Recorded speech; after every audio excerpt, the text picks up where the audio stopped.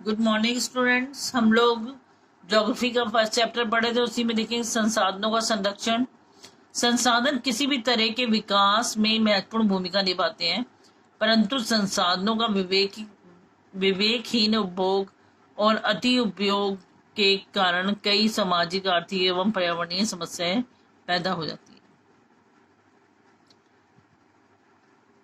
सकती हैं। इन समस्याओं से बचाव के लिए विभिन्न स्तरों पर संसाधनों का संरक्षण आवश्यक है। उन्होंने कहा कि संसाधन किसी भी तरह से हमारे विकास में महत्वपूर्ण भूमिका तो निभाते ही हैं, लेकिन अगर हम इसका सही तरीके से उपयोग नहीं करेंगे तो ये पर्यावरणीय समस्याएं पैदा कर सकती हैं। और इन सब समस्याओं के बचाव के लिए संसाधनों का संरक्षण करना हमारे लिए बहुत ही ज्यादा आवश्यक है। भूतकाल से ही संसाधनों का संरक्षण बहुत से नेताओं और चिंतकों के लिए चिंता का विषय रहा है। उदाहरणतः गांधी जी ने संसाधनों के संरक्षण पर अपनी चिंता इन शब्दों में व्यक्त की। ठीक है, वो कह रहे हैं जितने भी हमारे यहाँ नेता हुए हैं या चिंतक हुए हैं, उन्होंने इन संसाधनों के प्रति चिंता व्यक्त की है। जैसे गांधी जी के यहाँ शब्द दिए गए हैं, हमारे पास हर व्यक्ति की आवश्यकता पूर्ति के लिए बहुत कुछ है, लेकिन किसी के लालच की संतुष्टि के लिए नहीं। अर्थात हमारे पास पेट भरने के लिए बहुत है, लेकिन पेटी भरने के लिए नहीं।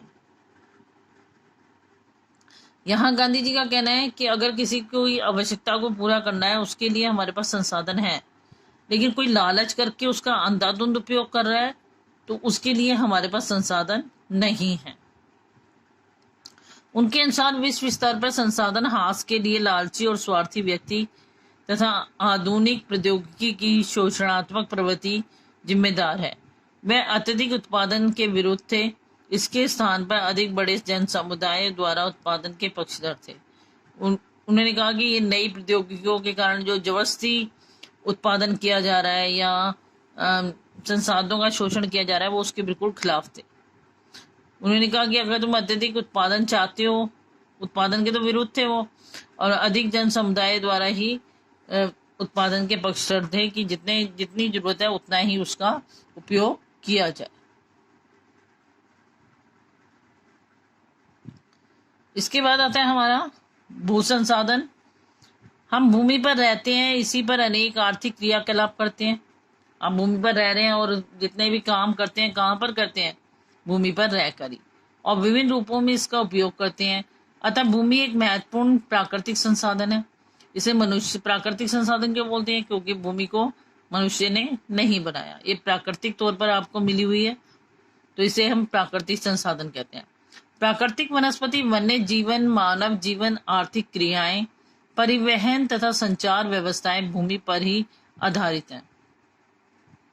अगर हमें वनस्पति को उगाना है तो किस पे उगाएंगे? भूमि पर। वन्य जीवन मतलब पशु पक्षी कहाँ रहते हैं? भूमि पर। मानव जीवन कहाँ व्यतीत कर रहे हैं हम? भूमि पर। जितनी भी हमारी आर्थिक क्रियाएं हैं, दुकान खोलना, मतलब कुछ भी, कोई भी व्यवसाय समझ लो, तो वो सब कहाँ पे करते हो आप? कोई भी व्यापार करना, भूमि पर। परिवहन की जितनी भी चीजें कहाँ चलती हैं? भूमि पर। संचार व्यवस्थाएं कहाँ होती हैं? भूमि पर। सब कुछ भूमि पर ही हम करते हैं।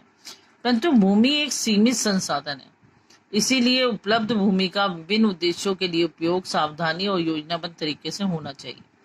अब उन्होंने कहा भूमि पर तो हम सब कुछ कर रहे हैं, लेकिन भूमि भी एक सीमित संसाधन है, एक लिमिट में हमारे पास है, उसका भी हमें सावधानी से उपयोग करना चाहिए। उसके लिए भी हमारे पास योजनाबद्ध तरीका होना चाहिए कि हमें किस तरीके से उस पर कार्य करना है। भारत में भूमि पर विभिन्न प्रकार की भू आकृतियां, जैसे पर्वत, पठार, मैदान, द्वीप पाए जाते हैं। ठीक है ना, भूमि पर ही पाई जाती हैं सब चीजें। कहीं पर पठार है, कहीं पर पर्वत है, कहीं पर मैदान है, कहीं पर द्वीप है। लगभग 43% भू क्षेत्र मैदान है। अब देखो 100 में सिर्फ 43% ऐसा है जो भू क्षेत्र है, जिनमें हम अनाज उपजा सकते हैं, जो कृषि और उद्योग विकास के लिए सुविधाजनक है। इसी पे हम कृषि कार्य कर सकते हैं, इसी पे हम उद्योग कार्य कर सकते हैं। 43% पे सिर्फ। पर्वत पूरे भू क्षेत्र पर 30% भाग। ठीक है, और वे कुछ बारहमासी नदियों के प्रवाह को सुनिश्चित करते हैं। और ये पर्वतीय क्षेत्र से क्या निकलती हैं नदियां, ठीक है, ये इससे नदियां निकलने का कार्य हो रहा है। पर्यटन विकास के लिए अनुकूल परिस्थितियां प्रदान करता है, या लोगों को पर्यटन की सुविधाएं प्रदान करता है। लोग घूमने फिरने जाते हैं स्थानों पर, जितने भी पर्वतीय क्षेत्र हैं उनको देखने करने के लिए। और पारिस्थितिक के लिए महत्वपूर्ण है। देश के क्षेत्रफल का लगभग 27% हिस्सा पठारी क्षेत्र में है। अब देखिए, हमने बोला 43% मैदानी क्षेत्र, 30% भाग पर्वत, 30% पर्वत, 27% पर पठारी क्षेत्र। और पठारों पर क्या मिलते हैं? खनिज। तो इस क्षेत्र में खनिजों, जीवाश्म ईंधन और वनों का अपार संचय कोश है। ठीक है, 27% भूमि हमारे पास पठारी है और जिससे हमें खनिज प्राप्त हो जाते हैं। 30% वाले में नदियां वगैरह निकलती हैं और पर्यटन विकास में मदद कर देता है। और 43% ऐसे हैं जिसमें हम कृषि और व्यवसाय या उद्योग धंधे कर सकते हैं।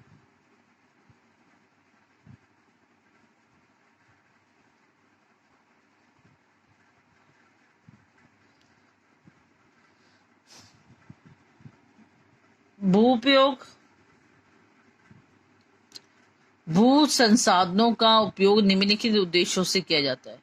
एक तो वन के लिए, कृषि के लिए उपलब्ध भूमि जो देखी जाती है कि बंजर भूमि है या कृषि अयोग्य भूमि है। जिसमें कृषि नहीं की जा रही को या बंजर भूमि को एक ही बात है। गैर कृषि प्रयोजनाओं में लगाई गई भूमि, जो मतलब कृषि नहीं की जाती, दूसरे कार्य जिस पर किए जा रहे हैं, इमारतें, सड़कें, उद्योग वगैरह में निकाल दी गई भूमि। उसके बाद होता है प्रति भूमि के अतिरिक्त अन्य कृषि अयोग्य भूमि। स्थायी चारागाह पड़े हैं, जैसे गोचर भूमि पड़ी है, जो मर्जी बोलो, स्थायी चारागाह को या गोचर भूमि एक ही बात है।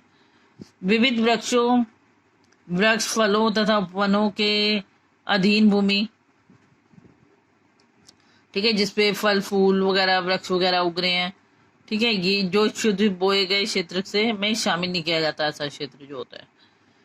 और कृषि योग्य बंजर भूमि, जहां 5 से अधिक वर्षों से खेती ना की गई हो।